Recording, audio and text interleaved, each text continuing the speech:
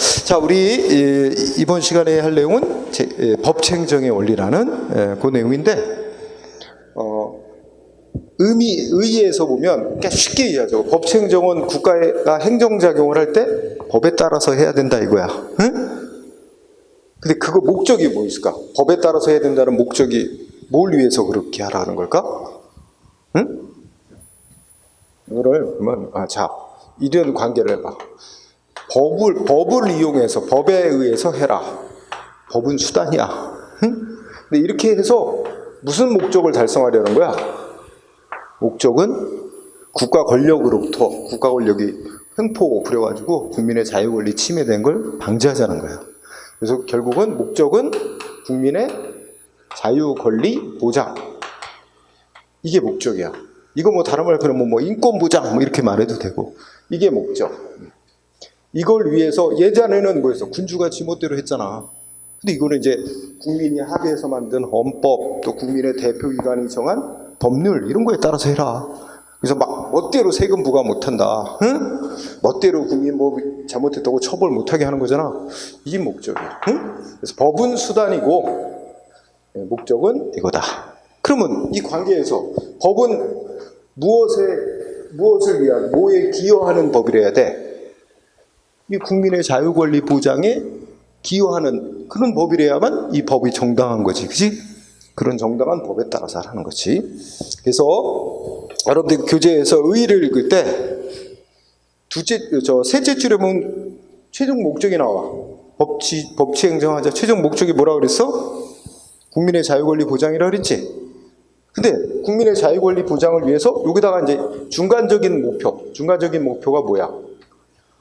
법에다가 다 명확하게 써놓자.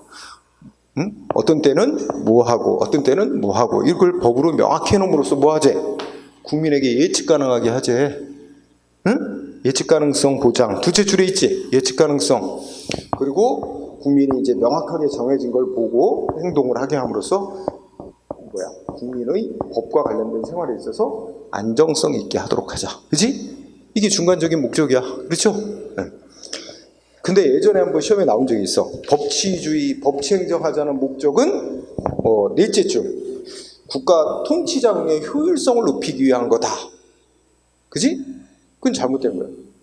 국가 통치자금의 효율성을 보장하기 위한 목적과는 거리가 여러분들 법으로다가 또 국가가 국민한테 뭔가 명령 강제할 때는 일정한 절차를 거쳐서 하라고 정해낸다고. 일정한 절차를 거치라고. 그럼 효율성을 위해서는 절차 안 거치고 하는 게 바로 좋지 않은 게 오히려 효율성을 위해서는 좋잖아. 근데 효율성은 좀 떨어지더라도 희생이 되더라도 국민의 자유 권리 함부로 침해된 걸 막기 위해서 일정한 절차를 거쳐라. 그러니까 효율성하고는 거리가 먼 거야. 그래서 예측 가능성, 법적 안정성을 보장해서 궁극적으로 국민의 자유 권리 보장한다는 거다. 이런 정도 하나 보고, 자, 내용으로 가봐. 내용 보면 일찍이 아까도 잠깐 나왔던 독일의 오토마이어라는 학자가 법치행정을 한다 하면 그 나라가 세 가지 원칙을 지켜야 된다고 제시했어. 그리고 세 가지가 나오는데 되게 중요해. 자, 첫 번째 뭐 나왔어? 법률의 법규 창조력. 응? 자, 그 말 뜻을 한번 분석해보자. 법률은 국회가 제정하는 법인데, 그죠? 여기서 알아야 될 단어는 법규라는 단어를 알아라고 하자. 법규라는 건, 자, 일단 법이 있어. 근데 법은 국민한테까지 효력이 있는 법과 그렇지 않은 법, 이렇게 둘로 나눌 수 있어.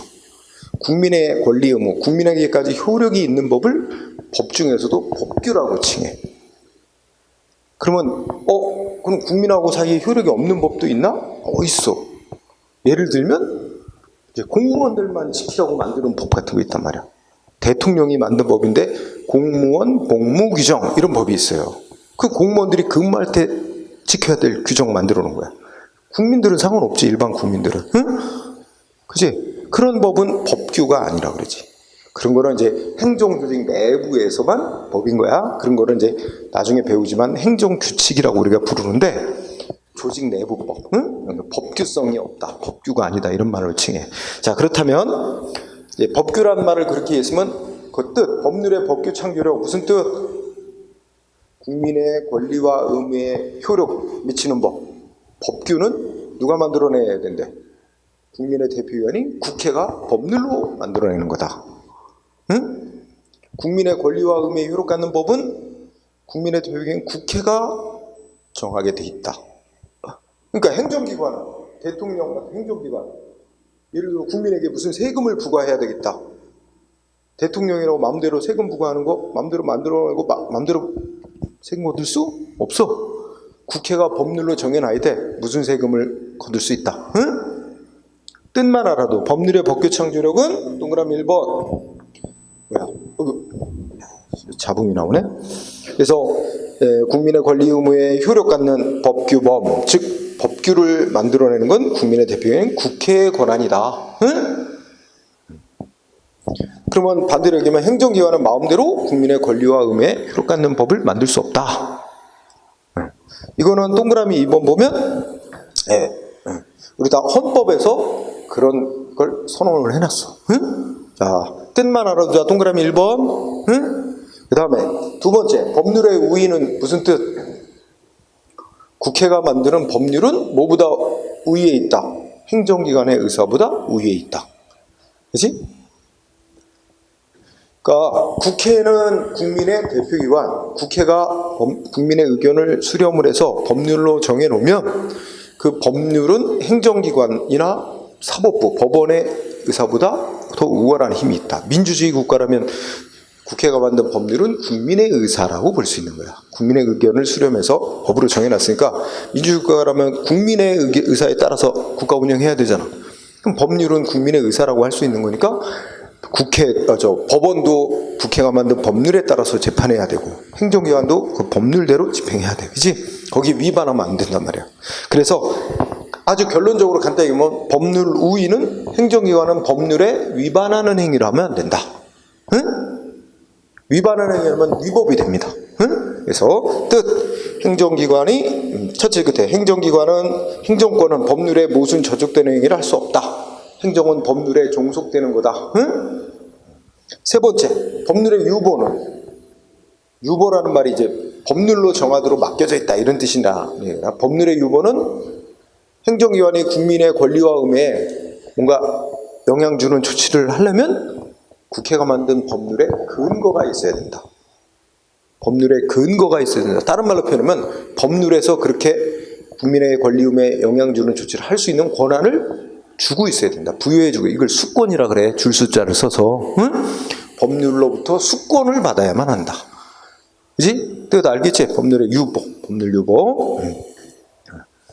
그래서 여기서는 일단 가볍게 간다. 그리고 여기서 말하는 법률의 근거가 있어야 된다는 거는 그 구체적인 작용을 할 수 있도록 허용하는 근거 규정이 있어야 된다. 이거 작용 규범이 있어야 된다. 작용법적 근거가 있어야 된다. 응? 그거까지 알아둡니다. 그러니까 이런 예를 들어보자. 여러분 경찰기관이 하는 업무가 어떤 거겠어?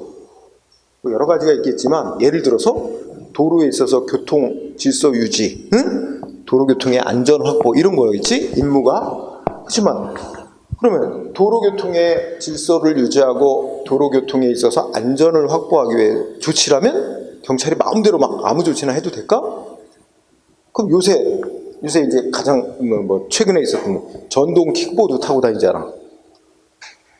근데 전동 킥보드 타고 다니는데 경찰이 막 잡아? 너 운전면허 있냐? 응? 헬멧 왜 안 썼어? 마음대로 이게 그런 거 헬멧 안 쓰고 한다고 이거 뭐 단속하고 처벌할 수 있을까? 그런 거 하려면 뭐 있어야 돼? 법률에 정해져 있어야 돼.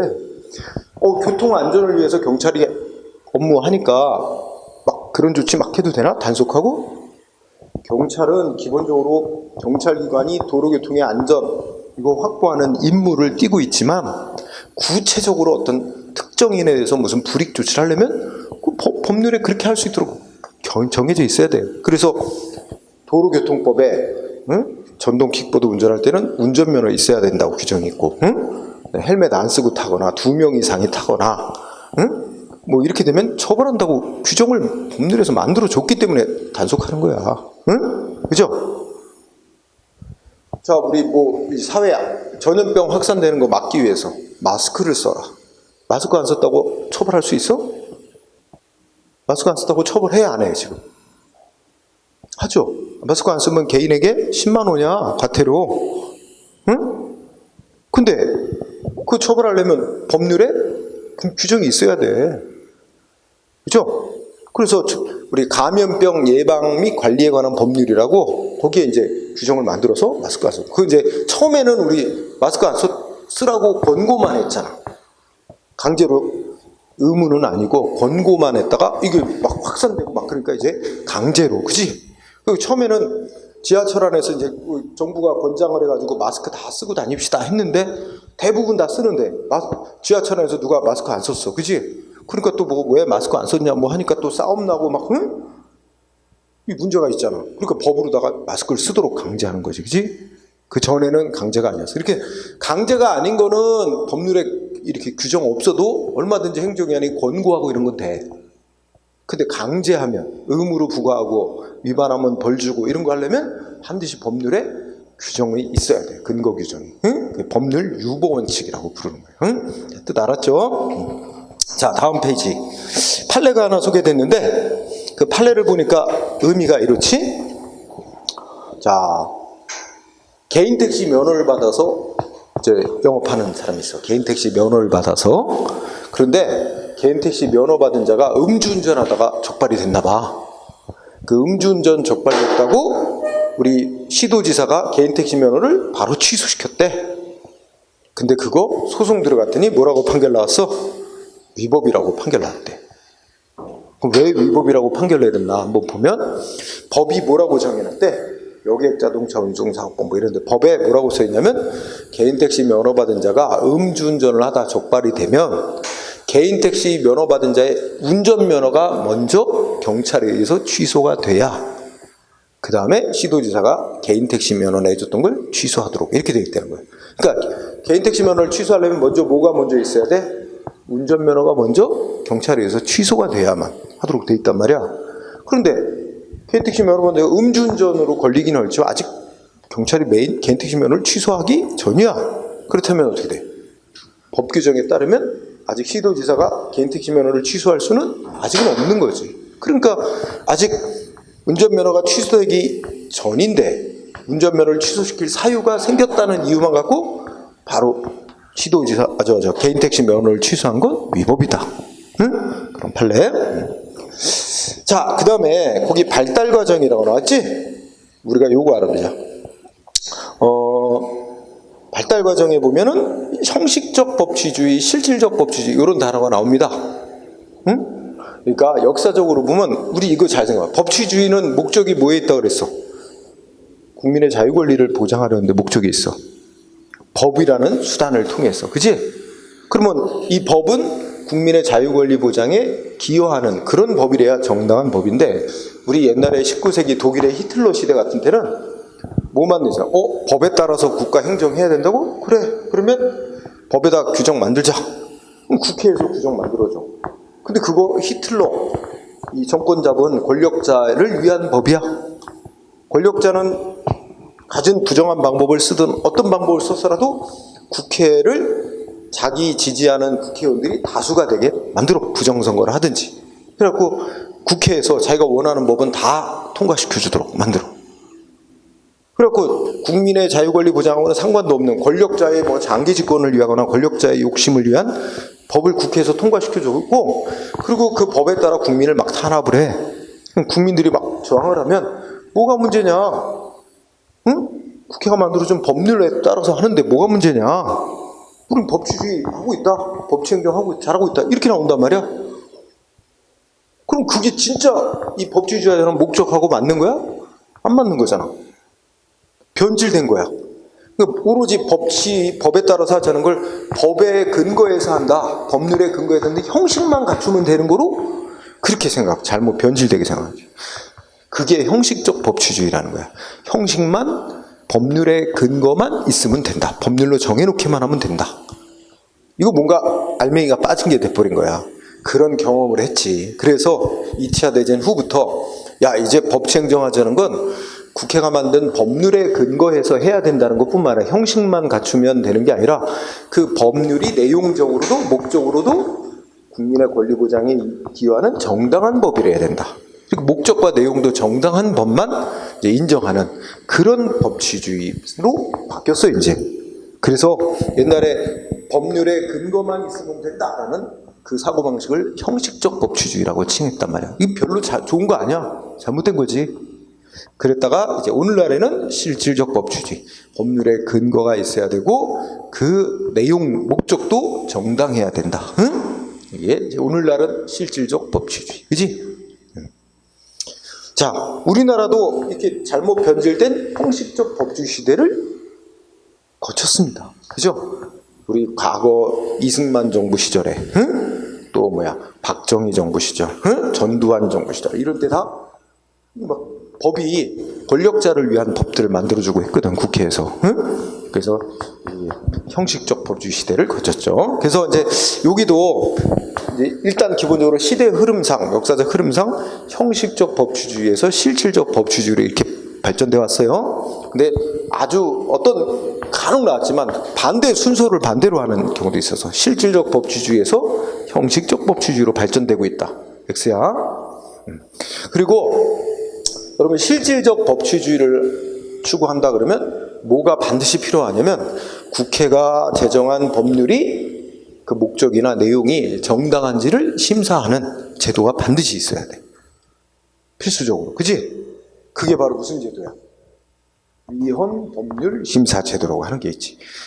법률이 헌법에 위반되냐 아닌가 심사해서 헌법에 위반되는 법률이다 인정되면 그걸 위헌 헌법 위반이 돼서 무효로 하는 그런 제도가 필수로 따라오게 돼 있어. 실질적 법치주의는. 그래서 우리나라도 헌법재판소가 그 역할을 하지. 그래서 여러분들이 기억하는 최근에 나왔던 헌법에 위반되니까 무효다라고 판정한 기억나는 사례 뭐가 있을까? 응? 그래, 간통죄. 이제 행정법은 아니고 형법에 있는 규정인데, 그지? 형법에서 간통하면 예전엔 범죄로 보고 처벌했어요. 그지? 근데 그거는 국민의 그 성생활 자유, 그러니까 자기 결정, 자기 결정권 또 그런 거에 대한 걸 국가가 관여한다. 응? 지나치게 관여한다.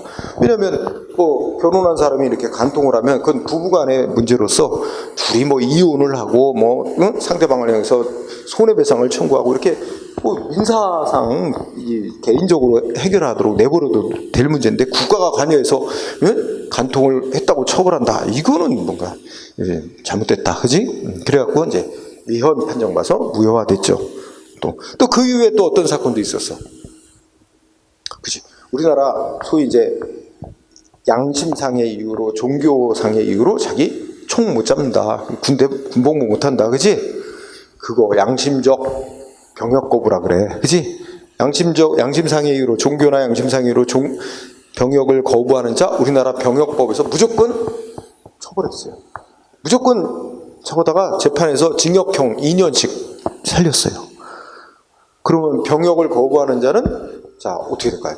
무조건 그 사람들이 원했던 건 뭐냐면 나는 군복무 대신에 다른 거 하라 그러면 안 되겠다. 응? 근데 다른 길은 하나도 안 열어주고 무조건 처벌 감옥살이만 시킨 거야. 그 전과자 되잖아. 그러면 그런 징역형 2년 받지 공무원 못 돼요.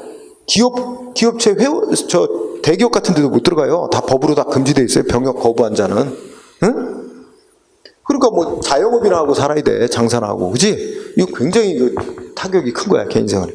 그래서 여러 차례 이제 신청이 들어왔는데 최근에는 이제 병역법에서 그 양심상의 이유로 병역을 거부하는 자들에서 대체복무, 뭔가 좀 더 기간도 군복무 기간보다 좀 길고 좀 더 어려운 일을 그 사람들한테 길을 열어주면 그 사람들은 그걸 택해서 사회에 이제 공무원하는 길도 줄 수 있는데 왜 그걸 아예 막아놨느냐 해가지고 위헌. 그래서 지금은 대체복무제 마련했잖아. 법률 개정해서 물론 엄격한 심사를 해야 되겠지. 얘가 이제 군대 안 가려고 거짓말하고 있는지 이런 걸 엄격히 심사하지. 그래서 진짜 양심상의 이유로 군복무를 못하겠다는 것인지 심사에서 인정되면 지금 뭐 하냐면 교도소에 가서 근무해요. 거기서 합숙하면서 군복무 기간보다 한 1년 정도 더 길 거야. 그 정도 해서 합숙하면서 거기서 이제 교도소에 근무하는 그런 대체 복무를 제도를 지금 하고 있습니다. 그런 것도 있고, 그저껜가는 또 기사 보니까 헌법재판소 뭐 결정 내렸다고 하나가 나온 거 보니까 뭐였냐면, 운전하는데 휴대폰 사용하면 처벌해요. 단속해요. 경찰이. 그것도 걸리면 6만 원이야. 6만 원 범칙금 부과해요. 근데 아마 누가 법으로 그렇게 운전 중에 휴대폰 사용한다고 처벌하는 이 법 규정은 국민의 무슨 자유를, 통신의 자유, 국민의 어떤 행동의 자유를 너무 국가가 과도하게 제한하는 거다 해주고 위헌 신청 들어갔나 봐. 근데 상식적으로 생각해 보면 물론 개인의 자유를 제한은 하지만 휴대폰 마음대로 사용 못하겠어. 그러나 이게 운전 중에 휴대폰 사용하면 교통사고 위험이 크고, 그지? 엉뚱한 피해자가 생길 수 있고 자기만 죽는 게 아니고, 그러다 보니까 이제 교통사고 방지 이런 공익적 목적을 위해서 그 정도의 제한은 감수해야 될 거다. 그러니까 제한하는 목적이 더 중요하다. 그래가지고 헌법에 위반되지 않는다. 이런 결정 나왔다고. 난 자세히 읽어보지 않았지만 내용은 그렇게 추론이 돼. 그렇게 이제 제목을 보니까 합헌 결정 나왔다 이렇게 돼 있더라고. 그래서 우리나라에서 계속 들어가요. 위헌 신청. 뭐가 헌법이 위반된다, 법률이 뭐가 위반이라고 신청 들어가지만 헌재가 심사해서 이렇게 판정합니다. 자, 그 정도 하고요. 자, 다시 한번 오른쪽에 오면은 오늘날 법률의 원칙과 법률 원칙의 비교라는 부분인데 여기 아주 중요합니다. 시험에 단골로 나오는 영역이에요. 다시 한번 잘 정리해 봅시다. 한 4개 정도 논점. 자, 법률의 원칙은 뜻이 뭐야? 법률에 위반되는 행정작용하면 안 된다. 응? 그런데 요거는 소극적인 의미를 띠고 있어요. 소극적 의미. 그러니까 소극적 의미가 뭔 의미를 말한다는 거예요? 소극적 의미가 이미 있는 법에 위반만 안 하면 이제 요 법률의 원칙은 충족된 거다. 그러니까 있는 법에 위반만 하지 않으면 된다라는 의미에서 소극적인 성격이라고 얘기를 해. 응? 반면에 오른쪽에 법률 유보 원칙은 국민의 권리의무에 영향 미치는 어떤 행정 조치를 하려면 법률에 그런 조치를 해도 된다. 권한을 주는 근거 규정이 있어야만 한다. 뜻이 그거지. 법률에 근거 규정이 있어야 된다. 수권이 있어야 된다. 그지? 요거는 적극적 의미라 그래. 적극적 의미. 그러니까 어떤 의미에서냐면 법률에서 행정위원회 이런 조치를 해도 된다라고 하는 건 그 조치를 하는 것을 정당화 시켜주는 것이고, 또 경우에 따라서는 행정위원회는 하고 싶지 않은데 법률에서 해라 이렇게 하니까 행정위원회는 하고 싶지 않은 거를 적극적으로 해야 된단 말이야. 그치? 그런 의미에서 이 법률 유보 원칙은 우리가 법치 행정에 있어서의 적극적인 측면이라고 얘기를 한다. 소극적, 적극적. 응? 대비시키고. 그 다음에 세 번째 칸을 봅시다. 세 번째 칸을 보면 법률의 의미. 자, 똑같이 법률의, 법률유보, 법률이라는 용어를 쓰지. 그런데 법률의 원칙은 옛날에는 국회가 만든 법률에 위반만 안 하면 된다 그런데 이제 쉽게 얘기하면 법이 다양해졌어요. 행정기관이 위반하지 말아야 될 법이 굉장히 다양해. 그러니까 국회가 만든 법률에만 위반 안 하면 되는 게 아니라 대통령이 만든 법에도 위반하면 안 되고, 지방자치단체에서 만든 조례에 위반해서도 안 되고, 응? 근데 지금까지 얘기한 건 다 문장으로 된 성문의 법인데 그것뿐만 아니라 관습법에 위반하면 안 되고 등등 이렇게 불문의 법에도 위반하면 안 됩니다. 불문의 법에도 위반하면 위법한 행정조치가 돼요. 따라서 자, 법률의 원칙의 법률의 범위는 굉장히 넓어요. 행정기관이 위반하지 말아야 될 법, 즉 국민하고사의 효력 있는 법은 다 위반하지 말아야 될 법에 포함이 됩니다. 확대된 거지. 법률이 국회가 만든 법률만에 한정되는 게 아니야. 그렇죠? 따라서 여러분들이 밑줄 치자면 둘째 줄 끝에 불문법도 포함합니다. 법률 우위 원칙에서 말하는 행정기관이 위반하지 말아야 될 법률의 의미 속에는 불문법도 포함한다고. 응? 반면에 오른쪽에 법률 유보 원칙. 행정기관이 국민의 권리 의무에 영향 주는 조치를 하려면 법률에 근거가 있어야 된다. 이때 이 법률 유보에서 말하는 법률은 뭐야? 국회가 만든 법률에 근거가 있어야 된다는 겁니다. 응? 그거는 의미가 안 변하고 있어요. 국회가 만든 법률에 근거 있어야 된다는 거예요. 응? 따라서 여기서는 불문법은 그 근거가 되는 법에 포함이 안 됩니다. 국회가 만든 법률에 근거 있어야 된다는 의미야, 여전히. 따라서 불문법은 포함한. 그래서 불문법 포함하냐 안 하냐 이거 차이가 있어요. 응? 그 다음에 네 번째, 적용 범위 있죠? 자, 적용 범위는 법률 우위 원칙은 모든 행정작용에 예외 없이 적용되는 거예요. 그러니까 행정기관이 법에 위반되는 작용해도 되는 영역이 있을까? 없단 말이야. 응? 예를 들어서 국민한테 불이익 침해하는 거, 국민의 이익을 침해하는 조치도 법에 위반되면 안 되지만 이익 주는 조치도 법에 위반되게 하면 안 되지. 권력적으로 명령 강제하는 조치도 법에 위반되면 안 되지만 비강제적인 조치도 법에 위반되면 안 되는 거야. 그러니까 법에 위반되는 행정 조치하면 안 된다는 건 어느 행정 영역이건 빠짐없이 다 적용을 받는 거예요. 법률 우위 원칙은. 응?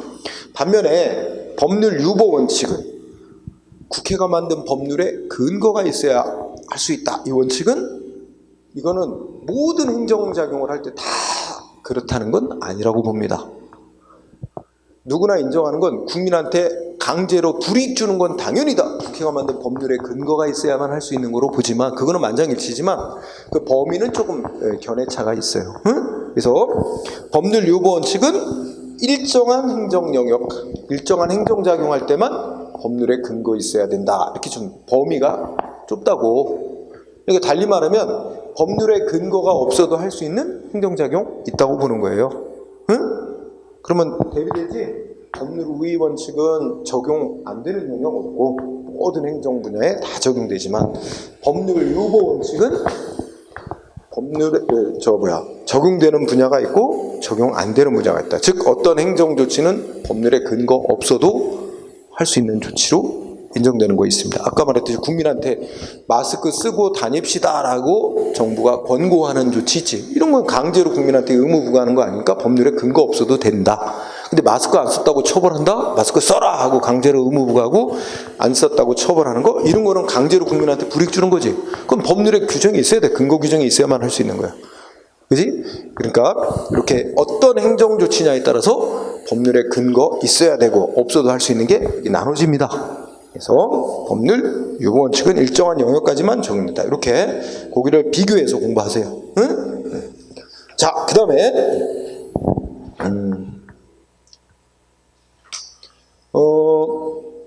다음 페이지에 가보세요. 다음 페이지에 가보면 법률 유보의 적용 범위에 관한 학설이라고 잠깐 나왔죠? 자, 아주 간단히 공부하고 여기 중에서 학설 중에서 여러분들이 꼭 봐야 되는 건 맨 그 24페이지 맨 아래 중요사항 요구설이라는 거 있지?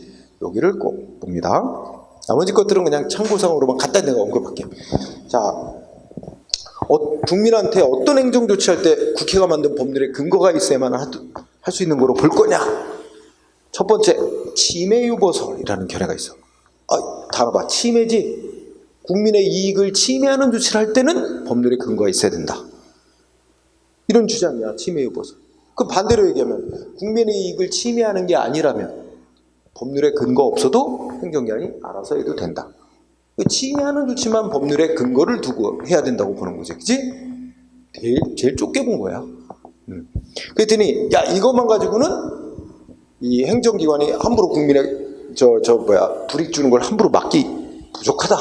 좀 더 넓게 잡아야 된다. 그러면서 두 번째 견해가 권력행정이래. 권력행정. 그러니까 행정기관이 국민한테 우월한 힘을 가지고 명령 강제하는 그런 권력적인 행정조치라면 법률에 근거가 있어야만 할 수 있는 거로 봐야 된다. 강제가 아니라면 법률에 근거 없어도 할 수 있는 거죠. 그럼 여기는 조금 더 넓게 봤어. 뭐가 들어갔어? 국가가 우월한 힘을 가지고 권력적으로 하는 조치라면 침해하는 조치뿐만 아니라 이익 주는 조치도. 예를 들면 국민으로부터 신청을 받아 행정기관이 우월한 힘을 가지고 심사를 해서 그래 너 허가한다 이런 거, 건축 허가 이런 거 권력적인 행정 조치거든. 국가가 우월한 힘을 가지고 하는 거야. 근데 그 허가내주는 건축 허가내주는 건 이익 주는 거잖아. 근데 이익 주는 거지만 국가가 우월한 힘을 가지고 이익 주는 조치, 이것도 법률에 근거가 있어야만 할 수 있는 거로 보자. 그러니까 여기는 두 번째 견해는 이익 주는 것도 권력적으로 하는 조치면 다 법률에 근거가 있어야만 할 수 있는 거로 하자 하고 좀 더 확장한 거지. 그랬더니 이것도 부족하다 그러면서 세 번째 견해가 급부행정요보설이라 그래. 급부행정이라는 게 주로 이제 국민에게 어떤 방식으로 많이 하냐면 우리가 수도 공급해주고 전기, 가스 공급해주고 이런 거 있잖아. 수도, 전기 이거 공급하는 이것도 행정작용인데 이거 권력적으로 하는 게 아니라 국민하고 계약 맺고 하는 거란 말이야. 계약 맺고 대등한 입장 계약 맺고 제공하는 건데 그런 행정 서비스인데 이런 거 국민한테 급부행정이라 해서 이제 이익 주는 서비스 활동이지만 권력적으로 하는 것이 아닌 것도 국민한테 공평하게 제공되도록 하고 하려면 법률에 규정을 두고 법률에 근거해서 하도록 해야 된다. 그래서 비권력적으로 행해지는 행정 서비스도 법률에 근거 두고 해야 된다. 이게 이제 급부행정. 좀 더 넓힌 거야. 응? 그랬더니 그 다음 학설이 뭐야? 더 넓혔어. 무슨 견해? 전부. 모든 행정작용 전부. 국민한테 이익 주냐 불이익 주냐 이런 거 가리지 말자. 따지지 말자. 국가가 권력적으로 하냐 비권력적으로 하냐 이런 거 따지지 말자. 모든 행정작용은 다 법률에 근거가 있어야만 하는 거로 봐야 하는 게 맞다. 이게 전부요보설이야. 응? 이런 견해까지 등장. 그치? 그런데 다 이제 만족스럽진 않고 그래서 우리나라의 이제 판례가 취하는 입장은 독일의 헌법재판소가 취한 견해 중요사항 유보설이라는 입장입니다. 요거 좀 보자 그랬지? 중요사항 유보설은 말 그대로 제목 딱 보는 순간 뭐야? 중요한 사항은 국회가 꼭 법률로 정해놓고 그 법률에 근거해서 행정할 수 있도록 해야 된다. 그럼 반대로 얘기하면 어떻게 돼? 안 중요한 사항은 법률에 근거 없어도 행정기관이 알아서 해도 된다고 보자. 근데 일단 말은 쉽지만 그럼 뭐가 중요한 사항인데 국회가 법률로 정해놔야만 할 수 있는 중요한 사항이 뭔데? 이게 당연히 궁금해져요. 그죠? 거기에 대해서 뭐라고 답변해? 동그라미 1번. 이렇게. 국가 공동체와 그 구성원 국민들에게 있어 중요하고 본질적인 사항. 예를 들자면 국민의 기본권과 관련된 사항이 중요한 사항이라고 해야 된다. 국민의 헌법이 보장하는 기본적인 권리를 기본권이라 그래. 그러니까 헌법이 보장하고 있는 국민의 기본적 권리와 연관되어 있는 사항은 중요한 사항이고 그건 국회가 법률로 직접 정해놔야만 행정기관이 할 수 있는 사항으로 봐야 된다. 1번 알아두고요. 동그라미 2번. 이 중요사항 유보설은 또 이런 얘기를 해요. 자, 국회가 법률로 정해야 되는 중요한 사항도 중요한 정도에 따라서 두 단계로 또 나눌 수 있대. 아주 중요한 거, 조금 덜 중요한 거. 아주 중요한 건 어떻게 해야 돼?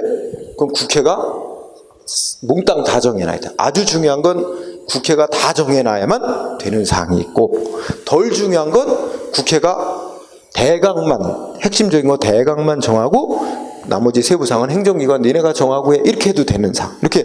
그러니까 이 중요사항 유보설이었다면 일단 중요한 사항, 안 중요한 사항 이렇게 나누고 중요한 사항은 국회가 법률로 정해놔야 되는데 중요한 사항도 중요도에 따라 아주 매우 중요한 사항, 덜 중요한 이렇게 나눈 다음에 매우 중요한 사항은 국회가 다 정해놔야 될 사항이 있고 덜 중요한 사항은 대강만 국회가 정해놔도 되는 사항이 있다. 이렇게 나누는 거예요. 그 얘기를 국회가 법률로 정해야 되는 정도에도 차이가 있을 수 있다. 그걸 우리가 2번에서 법률 유보의 밀도 내지 강도라고 표현해요.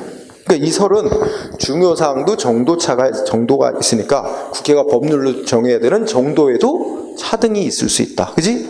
그럼 예를 들어서 매우 중요한 사항에 해당하는 사항인데 국회가 다 정해놔야 되는데 국회가 안 정하고 대강만 정하고 나머지는 행정기관 니네가 정하고 알아서 이렇게 넘겼다는 건 잘못된 거야. 그럼 국회가 세부 내용까지 다 정해놔야 되는 거지. 그지? 네, 그렇게 되는 거죠. 그래서 2번도 중요하고 그 다음에 3항에 보면 의회유보라는 단어가 나와. 이게 바로 아까 뭐였지? 중요한 사항 중에서도 매우 중요한 사항. 이거를 의회유보 사항이라고도 말해. 그러니까 의회가 국회야. 매우 중요한 사항은 누가 정해야 되지? 국회가. 뭐까지? 세부 내용까지 다 정해야 돼. 그러니까 그거는 행정기관에게 니네가 정의하고 위임하면 되는 사항이 아니야. 아니야. 국회가 직접 정해야지 행정기관대로 정하라고 넘겨주면 안 되는 사항이라는 거예요. 그런 사항을 의회 유보 사항이라고 해요. 국회가 직접 다 정해야 될 사항, 매우 중요한 사항. 자, 그래서 뭐 여기서 1, 2, 3방 정도 보고. 자, 그러면 다음 페이지로 가봐. 이제 판례들이 몇 개 소개되죠. 이 중에 시간상 다 하지는 못하고, 여러분 판례 중에 2번 한번 봐봐. 판례 2번. 법률유보 원칙의 의미. 자, 우리 헌법재판소가 뭐라고 결정을 내렸나 봅시다. 오늘날 법률유보 원칙은 단순히 어떤 행정작용이 법률에 근거 두기만 하면 충분하다, 이게 아니라는 거야. 그지? 뭐야? 국가 공동체와 그 구성원인 국민에게 기본적이고도 중요한 의미를 갖는 영역, 특히 국민의 기본권 실현과 관련된 영역에 있어서는 국민의 대표자인 입법자, 즉 국회가 직접 그 본질적 사항에 대해서 스스로 법률로 정해놔야 한다는 요구까지 냈거든. 이게 그 중요하고 본질상 국회가 직접 법률로 정해놔야 되는 사항이 있다는 걸, 이걸 의회 유보 사항이라고 그러고, 이런 의회 유보 사항이 있다고 주장하는 걸 의회 유보 원칙 이렇게 얘기하는 거야. 응? 이거 보면 우리 헌법재판소가 중요사항 유보서를 택하고 있음을 알 수 있어. 2번 꼭 알아두고. 그 다음에 5번 판례. 자, 5번 판례 볼까요? 5번 판례 텔레비전 방송 수신료 있죠? 우리가 소위 시청료라고 하는 겁니다. 우리 텔레비전 시청료 납부하고 있어요? 응? 한 달에 얼마씩 내죠? 시청료 내는 거 알아요? TV 한 대 있으면 2,500원씩 냅니다. 매달. 응? TV 없으면 안 내도 돼. 그래서 우리 어떤 집은 뭐 꼭 텔레비전으로 봐야 되나? 뭐 노트북, 뭐 컴퓨터로도 다 TV 프로그램 볼 수 있게 돼 있잖아. 그러니까 아예 TV를 없애버리고 시청료를 안 내는 사람 집도 있지. 응? TV가 여러 대 있는 집은 대수만큼 내야 돼요. 보통 집은 뭐 여러 대 있어도 그냥 자기네 여러 대 있다고 안 그러고 한 대 있는 걸로 한 대 값만 내지. 응? 많은 경우 그런데 적발되면 풀어내야 됩니다. 그동안의 것도. 근데 우리가 이제 텔레비전 많이 있는 곳이 대표적으로 뭐냐면 병원 같은 데 보면, 그지? 뭐 병실마다 한 대씩 설치돼 있거나 뭐 있잖아. 여러 대수만큼 내야 돼. 한 대당 2,500원씩. 그지? 자, 그런데 읽어봐. 텔레비전 시청료 얼마 받을 거냐? 금액 있잖아, 금액. 응? 이거 어떤 사항이래? 텔레비전 시청료는 국민의 재산권하고 관련됩니다. 이 재산권이 국민의 기본권이에요. 거기다 이제 방송의 자유라는 것도 국민의 기본권이야. 기본적인 권리.